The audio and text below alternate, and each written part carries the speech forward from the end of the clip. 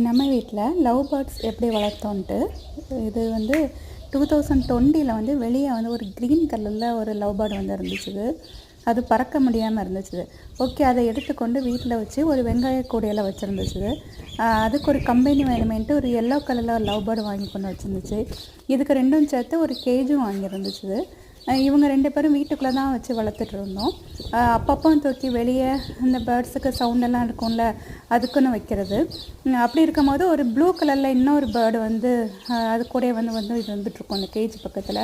Okay, அதை உள்ளாடி பிடிச்சி போட்டு வச்சுக்கும் போது இது ஃபஸ்ட்டு உள்ள 2 தான் ஃப்ரெண்டாக இருக்கும். இந்த தேர்டு ஒன்று கிட்ட அது ஃப்ரெண்டாக இருக்காது. ஓகேன்ட்டு அதுக்கு கம்பெனிக்கு இன்னொரு பேர்டு ஒன்று வாங்கினோம். அப்படி 4 இருந்துச்சு. அப்புறம் அந்த 4 8 ஆகி 12 ஆகி நிறைய வந்தோடனே வீட்டுக்குள்ளாடி வைக்க முடியாதுன்னு கேஜ் வெளியே வச்சு பெரிய கேஜாட்டு வாங்கி வச்சுருக்குது. அது ஜாலியாட்டு அப்பப்போ நல்லா விளையாடும், பார்த்து ரசிக்கிறது.